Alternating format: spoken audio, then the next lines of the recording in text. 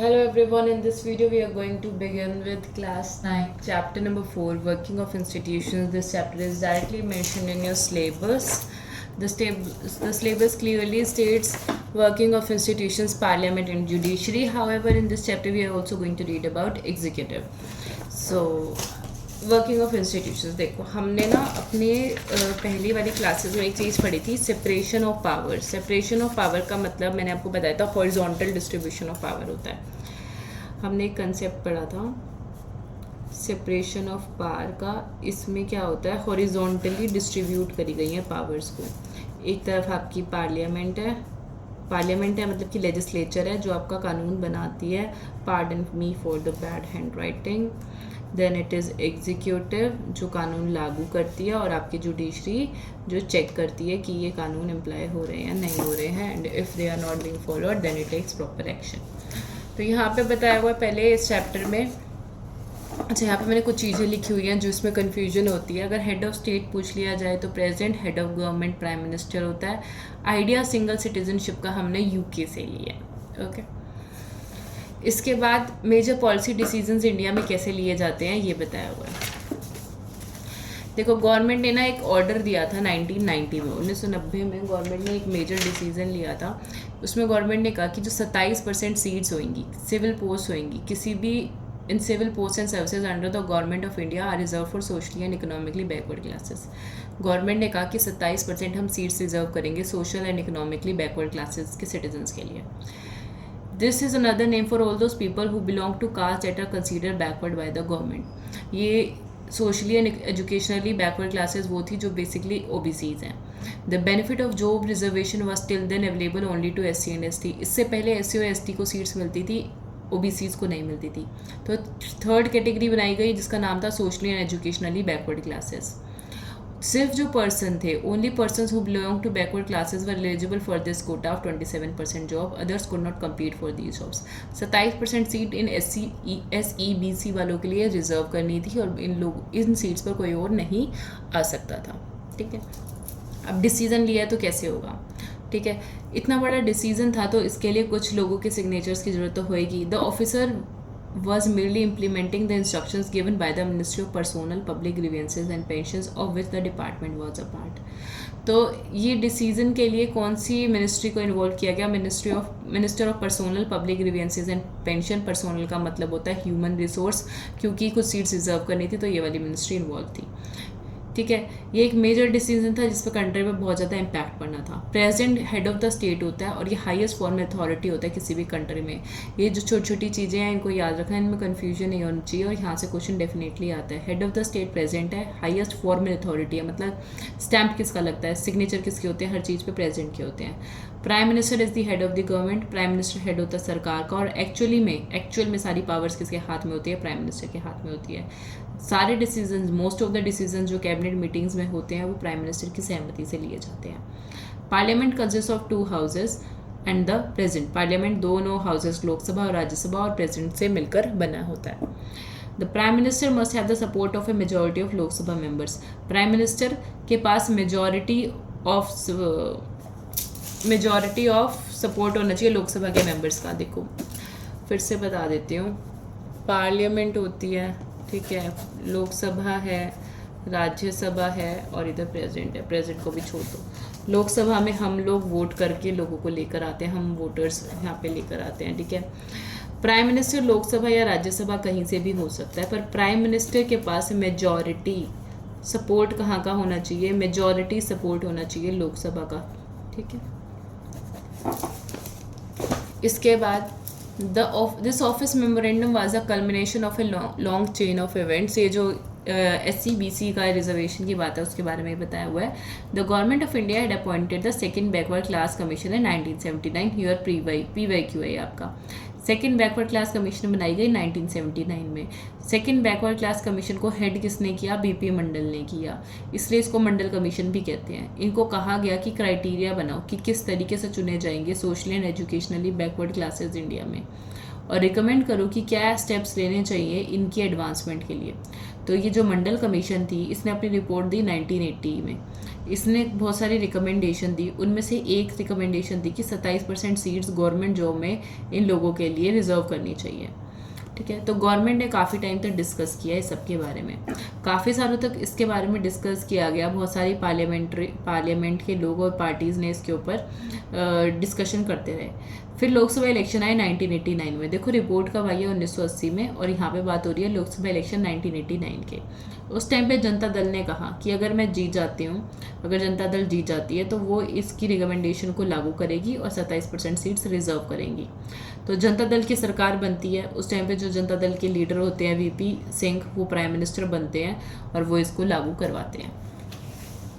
President of India अपने address में parliament के अनाउंस करते हैं कि सरकार जो है वो मंडल कमीशन की रिकमेंडेशंस को फॉलो करना चाहती है। यूनियन कैबिनेट फाइनली डिसीजन लेती है और इम्प्लीमेंट करती है रिकमेंडेशंस को। अगले दिन prime minister VP Singh inform करते हैं पार्लियामेंट को कि हम ये करने जा रहे हैं, और दोनों हाउसेज में ये बात रखी जाती है। डिसीजन जो कैबिनेट का होता है वो डिपार्टमेंट ऑफ पर्सोनल और ट्रेनिंग के पास जाता है। उसके बाद एक ऑर्डर बनाया जाता है, उस ऑर्डर को साइन किया जाता है, और फिर ये फाइनली कुछ मंथ बाद इस पर डिबेट्स होती हैं, डिस्कशंस होता है, न्यूज़पेपर मैगजीन्स में इसके बारे में छपता है, और फाइनली क्या होता है, सीट्स जो है रिजर्व कर दी जाती हैं। तो यहाँ पे आपको पूरा का पूरा ना एक बताया हुआ है कि किस तरीके से डिस्कशन होता है। ये आपने रीड करना है। In my own taste of class, in my own taste, मतलब मेरे खुद के पेपर में जो 2025 में मैंने दिया उसमें क्वेश्चन आया होता है कि बिल की स्टेजेस क्या होती हैं। 4 ऑप्शन थे। This question I did wrong over there. Class 11th की एनसीईआरटी का क्वेश्चन था। आपको एक फिगर दी हुई है क्लास 11th की एनसीईआरटी में, तो उसमें बताया हुआ है कि बिल से लॉ बनने का प्रोसीजर जो होता है ये पूछा हुआ था। 4 ऑप्शंस थे इस क्वेश्चन में। 2025 का पेपर बता रही हूँ मैं आपको। बिल से लॉ बनने का क्वेश्चन पूछा हुआ था। तो फर्स्ट रीडिंग होती है, सेकेंड रीडिंग होती है, कब आपका कमेटीज़ के पास जाता है, डिपार्टमेंट्स के पास जाता है, ये प्रोसेस आपको पता होना चाहिए। I am telling you this was from class 11th NCERT, but this is also a process. So when you will read this whole book with this whole chapter, you should try to understand। सिर्फ पढ़ने के लिए नहीं करना है, समझना है साथ साथ चीज़ों को।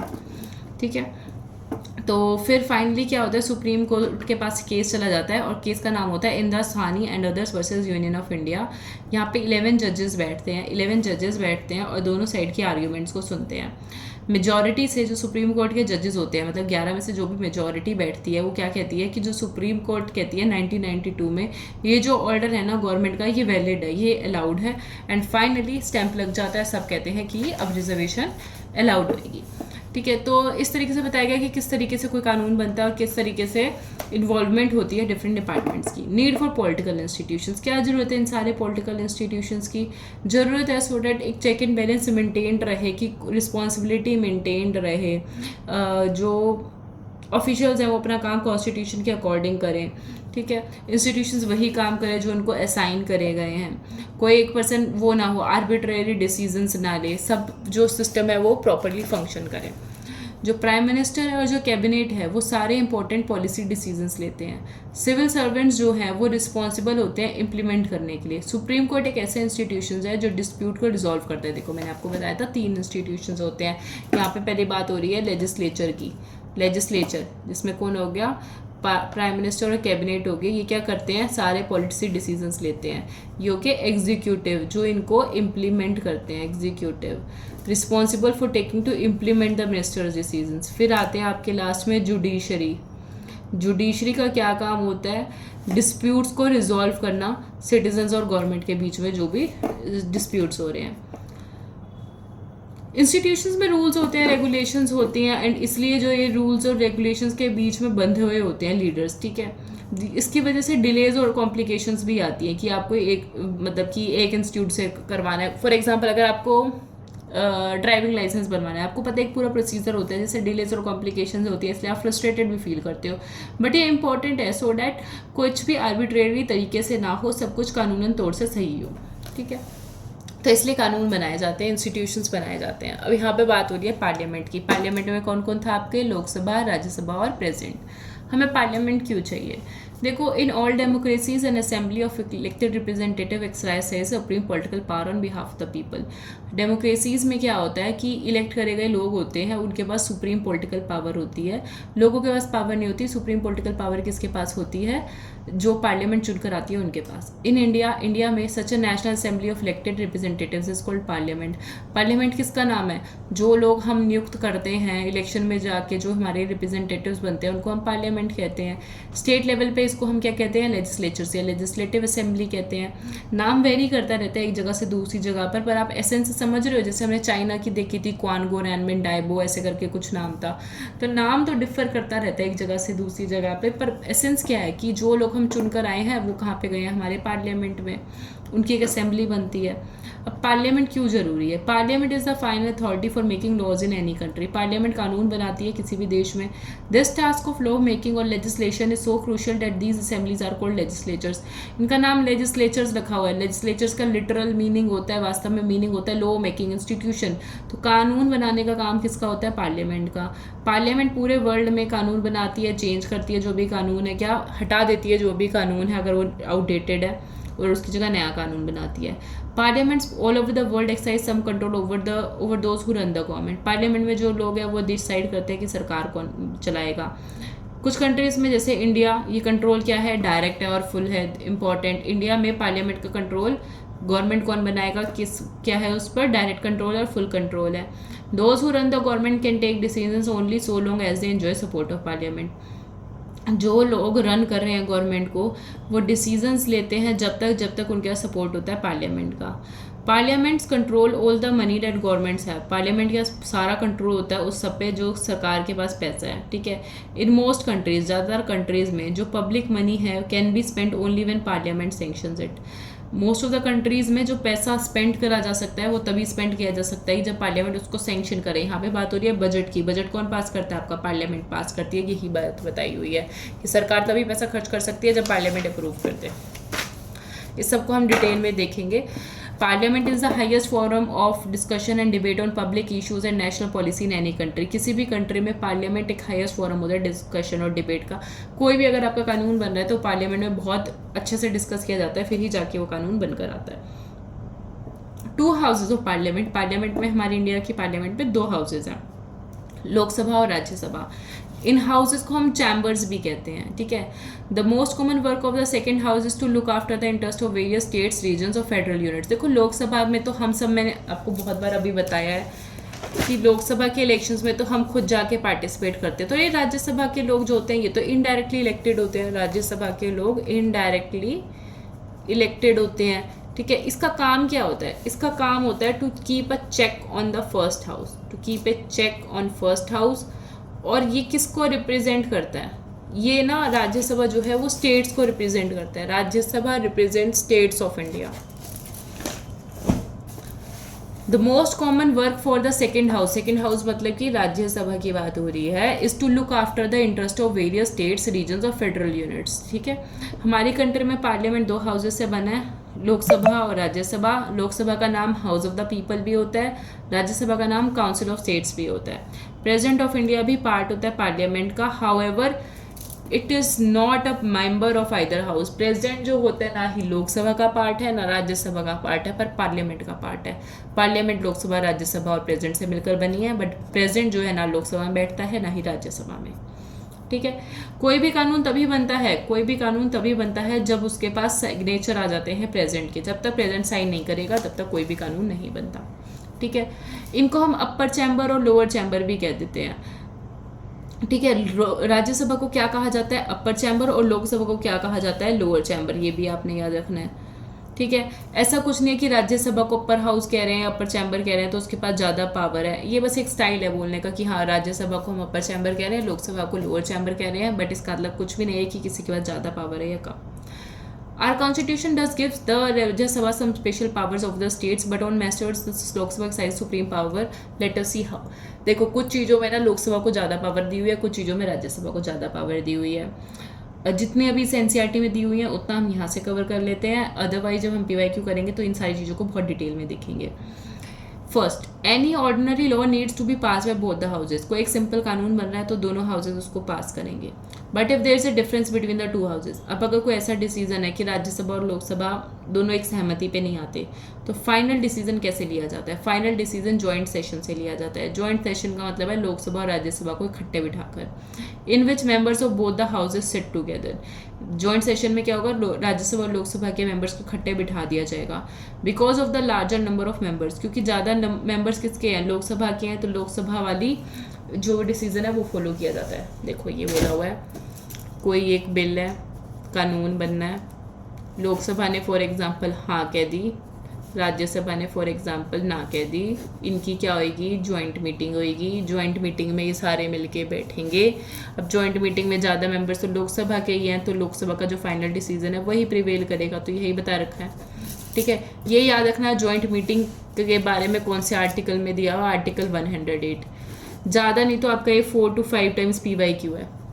4 to 5 टाइम्स मैं आपको दिखाऊंगी PYQ, ये वाला क्वेश्चन पूछा हुआ है, पता नहीं क्यों इतना ऑब्सेस्ड है आर्टिकल 108 से।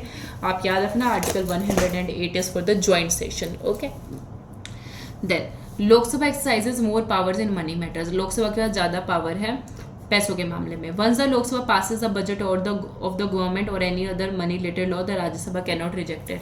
अगर लोकसभा ने कोई भी पैसों से रिलेटेड कानून पास कर दिया, ठीक है, या बजट पास कर दिया, तो राज्यसभा उसको डिले कर सकता है, रिजेक्ट नहीं कर सकता। डिले भी कितने दिन से कर सकता है, 14 दिन तक डिले कर सकता है और अपने सजेशन दे सकता है। इससे ज़्यादा तो डिले भी नहीं कर सकता। और लोकसभा की मर्जी है कि राज्यसभा ने जो चेंजेस करे हैं वो उसको करे या ना करे, ये भी लोकसभा की मर्जी है। Most importantly, the Lok Sabha controls the council of ministers. Lok Sabha किसको कंट्रोल करता है, काउंसिल ऑफ मिनिस्टर्स को। Only a person who enjoys the support of the majority of the member in the Lok Sabha is appointed the prime minister. जो person Lok Sabha में majority जिसके पास seats होती है वही प्राइम मिनिस्टर बनता है। यही सेम चीज़ मैंने आपको बता रखी थी, यहाँ पे मैं आपको बता नहीं रही थी कि प्राइम मिनिस्टर कौन बनता है। प्राइम मिनिस्टर बनता है लोकसभा में जिस भी पार्टी की मेजॉरिटी होती है, वहाँ से किसको बनाया जाता है, प्राइम मिनिस्टर को बनाया जाता है। तो ये भी एक प्रिविलेज होगी लोकसभा की। If the majority of the Lok Sabha members say they have no confidence in the Council of Ministers, all ministers including the Prime Minister have to quit. The Rajya Sabha does not have this power. अगर लोकसभा कहते हैं कि council of minister, देखो council of ministers वो ministers होते हैं जिनको departments दिए जाते हैं, जिनको मिनिस्ट्रीज दी जाती हैं हैंडल करने के लिए। अगर लोकसभा पास कर दे, लोकसभा दिखा दे कि हमें ना सरकार में बिलीव नहीं है, कि सरकार के पास अभी मेजॉरिटी नहीं है, ठीक है। आपको मैंने बताया था ना 543 सीट्स हैं, तो आपके पास कितनी होनी चाहिए, 270 आई गेस 272। या अगर आके लोकसभा में जो मेंबर्स हैं वो कह दें कि सरकार के पास 272 से कम मेजॉरिटी है, तो ये क्या होगा, नो कॉन्फिडेंस कहते हैं इसको, कि अब तुम्हारे पास कॉन्फिडेंस नहीं है, ठीक है, तुम्हारे पास मेजॉरिटी नहीं है। अगर ऐसा कोई बिल पास हो जाता है तो काउंसिल ऑफ मिनिस्टर्स को और प्राइम मिनिस्टर को सबको रिज़ाइन डालना पड़ता है। अगर मेजॉरिटी खो दोगे तो आपको रिज़ाइन डालना पड़ेगा। Now let's see about political executive. You might find this topic very interested. Try to understand first. देखो, दो तरीके के एग्जीक्यूटिव होते हैं, कुछ होते हैं परमानेंट, कुछ होते हैं पॉलिटिकल, ठीक है। एग्जीक्यूटिव मतलब कि वो लोग जो कानून को इम्प्लीमेंट करेंगे। पॉलिटिकल एग्जीक्यूटिव हो गए वो लोग जो आपके कैबिनेट वाले हो गए, कैबिनेट वाले या आपके काउंसिल ऑफ मिनिस्टर्स वाले, ठीक है। तो बेसिकली पॉलिटिकल लीडर्स आएंगे, 5 साल बाद चुने जाते हैं, जो वो बनाते हैं आपके पॉलिटिकल एग्जीक्यूटिव, ठीक है। ये भी देखते हैं कानून इम्प्लीमेंट हो रहा है या नहीं हो रहा। फिर होते हैं आपके परमानेंट आपके कौन से होते हैं, जो आपके सिविल सर्विसेज से आते हैं, जो आपके वो एग्ज़ाम के थ्रू इलेक्ट करे जाते हैं, ठीक है। फॉर एग्जाम्पल आपके IAS हो गए, ठीक है। अब यही चीज़ यहाँ पे लिखी हुई है, पढ़ लेते हैं। Different levels of the government we find different functionaries who take day-to-day decisions but do not exercise supreme power on all people. All those functionaries are collectively known as executive. They are called executive because they are in charge of the execution of the policies of the government. Executive का काम है execution कराना, implement करवाना कानून को, policies को जो government ने बनाई है। Thus, when we talk about the government, we usually mean the executive. Political और एक परमानेंट एग्जीक्यूटिव होते हैं। इन ए डेमोक्रेटिक कंट्री, जैसे कि हमारी कंट्री डेमोक्रेटिक है, 2 कैटेगरी होते हैं एग्जीक्यूटिव के। One that is elected by the people for a specific period, कुछ जो स्पेसिफिक पीरियड के लिए चुने जाते हैं जिनको हम पॉलिटिकल एग्जीक्यूटिव कहते हैं। Political leaders who take the big decisions fall in this category, political leaders जो बड़े डिसीजंस लेते हैं वो पॉलिटिकल एग्जीक्यूटिव हो गए। सेकंड, आपके जो लॉन्ग टर्म के लिए अपॉइंट करे जाते हैं वो होते हैं परमानेंट एग्जीक्यूटिव या सिविल सर्विसेज। पर्सन जो वर्क करते हैं सिविल सर्विसेज में उनको हम सिविल सर्वेंट्स कहते हैं। ये remain in office even when the ruling party changes, party change हो जाए, कोई भी चेंज हो जाए, कोई भी पार्टी आती जाती रहे, कोई फ़र्क नहीं पड़ता, सिविल सर्वेंट्स अपनी पोस्ट पे ही रहते हैं। दीज ऑफिसर्स, ये जो ऑफिसर्स होते हैं वो किसके अंडर काम करते हैं? इन पॉलिटिकल एग्जीक्यूटिव्स के अंडर काम करते हैं और इनको बताते हैं कि कैसे डे टू डे एडमिनिस्ट्रेशन करी जाएगी। ठीक है, अब इतने सारे डिपार्टमेंट्स क्यों बनाए गए? देखो, in democracy the will of the people is supreme, लोगों की डिसीजंस सुप्रीम होते हैं।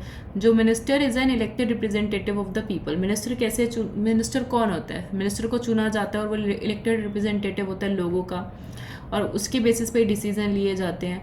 मिनिस्टर को आंसर करना होता है लोगों को कि हमने जो डिसीजन लिया है वो सही है या नहीं लिया जाता, सही है या नहीं है, तो इसलिए मिनिस्टर की बात मानी जाती है। अगर पॉलिटिकल या फिर से परमानेंट एग्जीक्यूटिव के बीच में कोई क्लैश हो जाता है, फॉर एग्जांपल एक सिविल सर्वेंट ने कुछ और कह दिया पर मिनिस्टर ने कुछ और कह दिया, तो मिनिस्टर की बात मानी जाती है। मिनिस्टर की बात इसलिए मानी जाती है क्योंकि वो आंसरेबल है लोगों को, उसको इलेक्शन के थ्रू इलेक्ट करके बनाया गया है।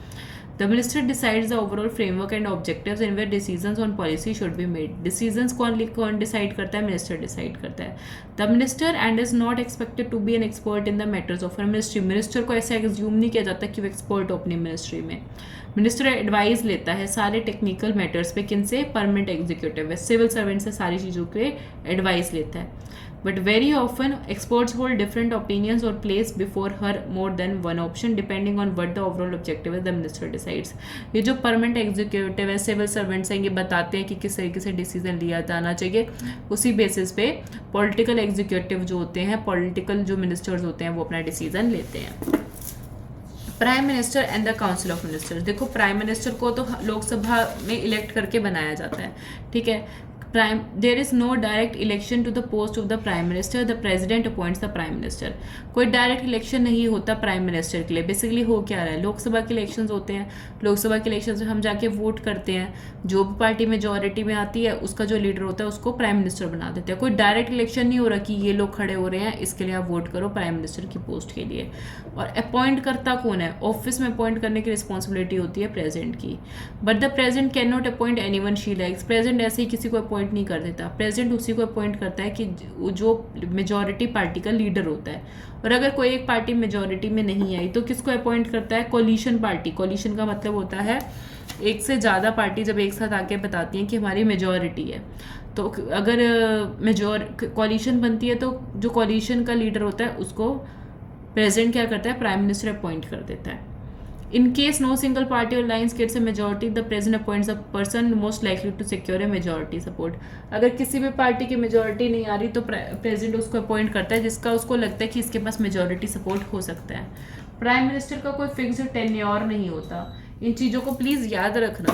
प्राइम मिनिस्टर का कोई भी एक फिक्स्ड टेन्योर नहीं होता। प्राइम मिनिस्टर तब तक ऑफिस में रहता है जब तक वो मेजॉरिटी पार्टी या कोलिशन का लीडर है। अगर वो मेजॉरिटी पार्टी का लीडर नहीं रहता, मेजॉरिटी पार्टी के पास इतना सपोर्ट ही नहीं रहता, तो उसकी जो सीट है वो खाली हो जाती है। तो प्राइम मिनिस्टर का कोई टाइम पीरियड नहीं होता कि इतने टाइम तक वो प्राइम मिनिस्टर रहेगा। After the appointment of the Prime Minister, the President appoints other ministers on the advice of the Prime Minister. पहले प्रेसिडेंट अपॉइंट करता है प्राइम मिनिस्टर को, फिर प्राइम मिनिस्टर की सलाह से प्रेसिडेंट अपॉइंट करता है बाकी सारे मिनिस्टर्स को। The ministers are usually from the party और the coalition that has the majority in the Lok Sabha.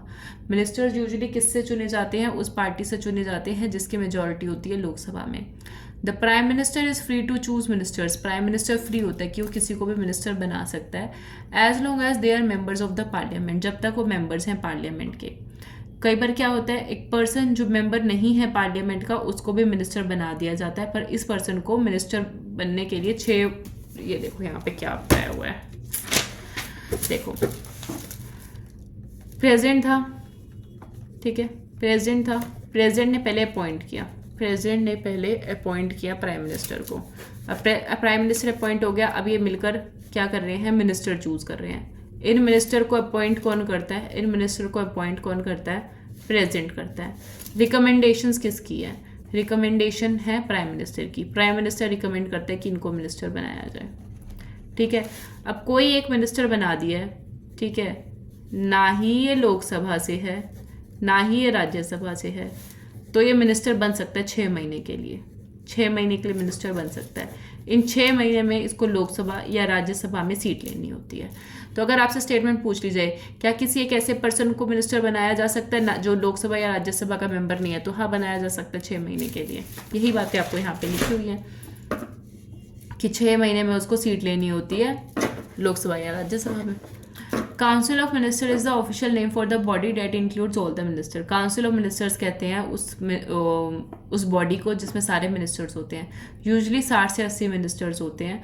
3 तरीके के मिनिस्टर्स बताए हुए हैं, याद रखना। कैबिनेट मिनिस्टर्स जो 4-5 मेन लीडर्स होते हैं जिससे मेनली सलाह लेता है प्राइम मिनिस्टर, उसको कहते हैं कैबिनेट मिनिस्टर्स। कैबिनेट मिनिस्टर्स ही मेन डिसीजंस लेते हैं काउंसिल ऑफ मिनिस्टर्स की जगह। कैबिनेट छोटा सा सर्कल होता है, यहाँ पे 25 मिनिस्टर लिखे हुए हैं, 4-5 भी हो सकते हैं, 15-20 भी हो सकते हैं। मतलब प्राइम मिनिस्टर के जो खास लोग होते हैं वो होते हैं cabinet ministers. Ministers of state with independent charge are usual in charge of small ministry. छोटी छोटी मिनिस्ट्रीज का इंचार्ज किसको मिलता है, मिनिस्टर्स ऑफ स्टेट, ठीक है। They participate in the cabinet meeting only when specially invited. इन लोगों को, ministers of state with independent charge को अगर बुलाया जाता है तो ही ये कैबिनेट की मीटिंग में आते हैं। मिनिस्टर्स ऑफ स्टेट वो होते हैं जो कैबिनेट मिनिस्टर्स को हेल्प करते हैं, ठीक है। तो आपको ये तीनों तरीके के मिनिस्टर्स पता होने चाहिए। पार्लियामेंट डेमोक्रेसी में इतना इंपॉर्टेंट रोल होता है कैबिनेट का कि हम पार्लियामेंट्री डेमोक्रेसी को कैबिनेट फॉर्म ऑफ गवर्नमेंट भी कहते हैं। मेजर डिसीजन सरकार के, पार्लियामेंट के कौन लेती है, कैबिनेट लेती है। No minister can openly criticise any decision of the government. कोई भी मिनिस्टर जो है वो ओपनली क्रिटिसाइज नहीं कर सकता गवर्नमेंट के डिसीजंस को, चाहे वो मिनिस्ट्री के या डिपार्टमेंट के, क्योंकि मिनिस्टर क्या है, मिनिस्टर का काम है सरकार को रिप्रेजेंट करना। अगर कोई भी मिनिस्टर क्रिटिसाइज कर रहा है तो ये गलत है, ये अगेंस्ट द लॉज है। एवरी मिनिस्ट्री है secretaries who are civil servant. हर मिनिस्ट्री की, for example road education ministry है, एजुकेशन मिनिस्ट्री में या किसी और मिनिस्ट्री में होम मिनिस्ट्री है, इसमें सेक्रेटरीज होते हैं। ये सेक्रेटरीज कौन होते हैं, सिविल सर्वेंट्स होते हैं। ये सेक्रेटरीज क्या करते हैं, प्रोवाइड करते हैं necessary background information to the ministers to take a decision. कोई भी डिसीजन लेना होता है तो इन सिविल सर्वेंट्स की सलाह से लिया जाता है। Cabinet as a team is assisted by the cabinet secretariat. Cabinet को कौन असिस्ट करता है, हेल्प करता है, कैबिनेट सेक्रेटेरिएट हेल्प करता है, जिसमें सिविल सर्वेंट्स होते हैं सीनियर लेवल के जो बताते हैं कि किस तरीके से काम करना चाहिए। Powers of the prime minister. Prime minister की क्या पावर्स हैं अब हम ये देखेंगे। देखो, प्राइम मिनिस्टर बहुत ही इंपॉर्टेंट रोल प्ले करता है और ये कैबिनेट की मीटिंग्स को चेयर करता है। तो ये चेयरमैन होता है किसका, कैबिनेट मीटिंग्स का। He coordinates the work of different department. सारे डिपार्टमेंट्स के वर्क को कोऑर्डिनेट करने का काम प्राइम मिनिस्टर का होता है। His decisions are final in case disagreements arise between departments. अगर 2 डिपार्टमेंट्स के बीच में कोई भी डिबेट डिस्कशन हो रही है, क्या सही है क्या गलत है, अगर प्राइम मिनिस्टर ने डिसीजन ले लिया तो वो डिसीजन फाइनल है। ही exercises general supervision of different ministries. देखते हैं मिनिस्ट्रीज में कैसे काम हो रहा है। All ministers work under prime minister. The prime minister distributes and redistributes work to the ministries. कैसे काम बटेगा ये प्राइम मिनिस्टर देखता है। Then when the prime minister quits, the entire ministry quits. अगर प्राइम मिनिस्टर ने जो पोस्ट छोड़ दी तो पूरी की पूरी मिनिस्ट्री वो हो जाती है, डिसॉल्व हो जाती है। अगर प्राइम मिनिस्टर को कॉन्फिडेंस लॉस हो जाता है, मतलब कि प्राइम मिनिस्टर के पास मेजॉरिटी नहीं रहती, तो लोकसभा पूरी की पूरी डिसॉल्व हो जाती है। तो सबसे इंपॉर्टेंट काम किसका है, प्राइम मिनिस्टर का काम है पार्लियामेंट्री डेमोक्रेसी में। हमारी कंट्री की डेमोक्रेसी को पार्लियामेंटेरियन फॉर्म ऑफ गवर्नमेंट भी कहते हैं। पार्लियामेंट्री फॉर्म ऑफ गवर्नमेंट इसलिए कहते हैं क्योंकि इतना ज़्यादा इन्फ्लुएंस होता है प्राइम मिनिस्टर का, ठीक है। जैसे कि हमने देखा पहले जवाहरलाल नेहरू जी थे, तो इनकी बहुत ज़्यादा, इनकी खुद की उसकी पर्सनालिटी की वजह से इनका बहुत ज़्यादा दबदबा था। इस टाइम पे अब हम अगर देखें तो प्राइम मिनिस्टर मोदी की पर्सनालिटी की वजह से, चरिस्मेटिक पर्सनालिटी की वजह से उनका रोल जो है बहुत ही पावरफुल है। तो यही सब कुछ बताया हुआ है। कोलिशन गवर्नमेंट में जब कोई प्राइम मिनिस्टर बनता है तो उसको देखना पड़ता है कि जो पार्टीज मिलकर सरकार बना रही हैं उन सबके डिसीजंस को भी ध्यान में रखा जाए, ठीक है। तो जब भी कोलिशन की सरकार बनती है तो इस तरीके से डिसीजन लिया जाता है। Now let's see about the president of India. देखो, प्राइम मिनिस्टर हेड होता है गवर्नमेंट का, सरकार का head prime minister. President is head of the state, head of the country कौन है? President. In are political system head of the state exercises only nominal power. सिर्फ नामात्र की पावर होती है, सिर्फ स्टैम्प या सिग्नेचर करने की पावर होती है प्रेसिडेंट के पास। एक्चुअल पॉलिटिकल डिसीजंस कौन लेता है? Prime minister. जो प्रेसिडेंट है इंडिया का, उसका कंपैरिजन किया हुआ है क्वीन ऑफ ब्रिटेन से, कि क्वीन ऑफ ब्रिटेन के जैसे काम होते हैं प्रेसिडेंट के, जो बेसिकली सेरेमोनियल हैं। ठीक है। The president supervises the overall functioning of all the political institutions in the country. President supervise करता है सारे जो ओवरऑल फंक्शंस होते हैं पॉलिटिकल इंस्टीट्यूशंस के कंट्री के, उसको कौन देखता है? प्रेसिडेंट देखता है। The president is not elected directly by the people. President directly elect नहीं करते हम लोग। इलेक्टेड मेंबर जो एमपीज होते हैं और एमएलएज होते हैं, हम लोग एमपी इलेक्ट करते हैं, हम लोग एमएलए इलेक्ट करते हैं, वो मिलकर इलेक्ट करते हैं प्रेसिडेंट को। A candidate standing for president post has to get a majority of votes to win the election. Majority चाहिए होती है उसको एमपी और एमएलए के वोट्स की, और फिर प्रेसिडेंट को चुना जाता है। This ensures that the president can be seen to represent the entire nation. ये इसलिए है ऐसा system, so that president represent करे पूरे इंडिया को। At the same time the president can never claim the kind of direct popular mandate that the prime minister can. जो direct popular mandate है, मतलब कि जो ज़्यादा रिस्पॉन्सिबिलिटीज़ है वो प्राइम मिनिस्टर के हाथ में होती है, प्रेसिडेंट नहीं उसको क्लेम कर सकता। This ensures that she remains only a nominal executive. तो नॉमिनल एग्जीक्यूटिव है हमारा प्रेसिडेंट, और अगर आपसे पूछा जाए रियल एग्जीक्यूटिव पावर किसके हाथ में, तो होती है प्राइम मिनिस्टर के हाथ में। ठीक है। हम अगर कॉन्स्टिट्यूशन पढ़ते हैं तो उसमें भी हमें यही पता चलता है कि जो प्रेसिडेंट है उसको मेनली वो वाली पावर्स दी गई है जिसमें एक्चुअल डिसीजन मेकिंग बहुत कम है। पर कोई भी लॉ जो है वो तभी बनता है जब प्रेसिडेंट उस पर साइन करता है।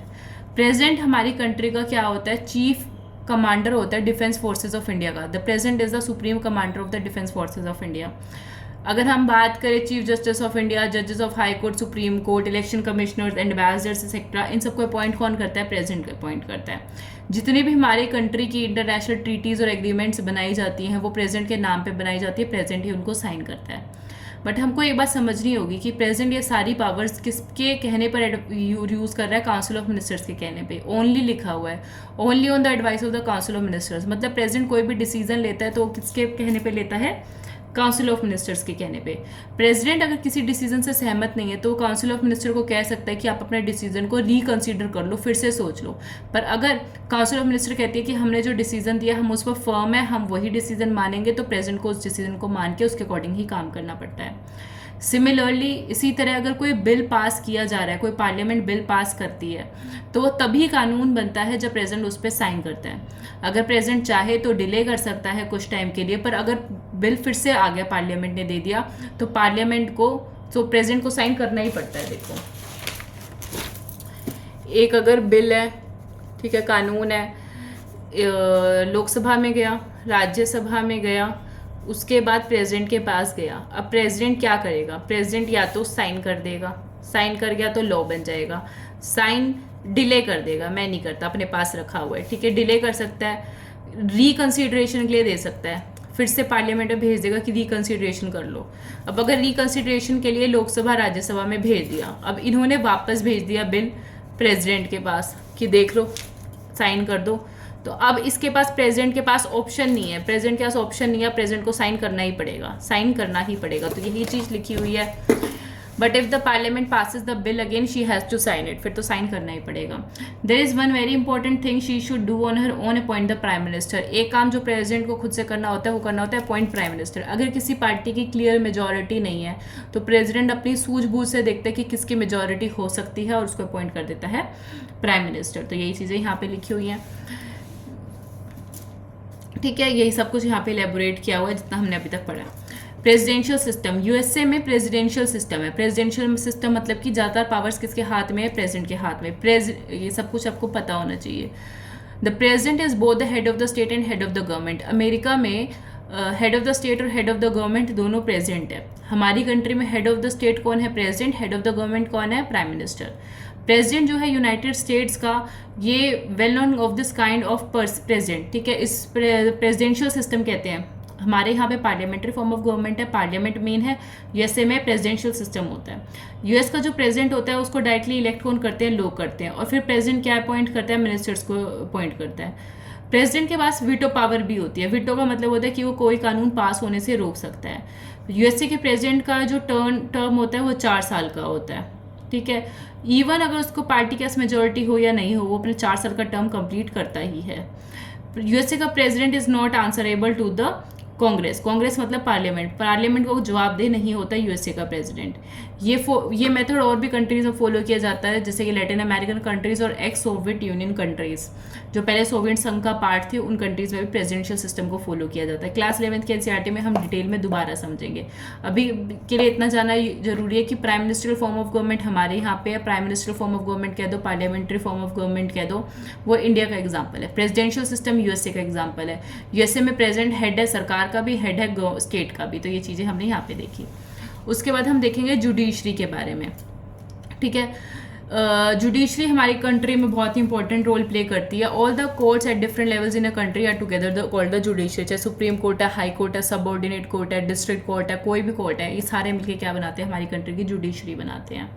इंडिया में इंटीग्रेटेड जुडिशरी है। इंटीग्रेटेड जुडिशरी का मतलब क्या है, फॉर एग्जांपल डिस्ट्रिक्ट कोर्ट में मेरा कोई केस चल रहा था, डिस्ट्रिक्ट कोर्ट में रिजॉल्व हुआ, जो भी डिसीजन आया मैं उससे खुश नहीं हूँ तो मैं उसको हाई कोर्ट में ले जाऊँगी, हाई कोर्ट के बाद मैं सुप्रीम कोर्ट में ले जाऊँगी।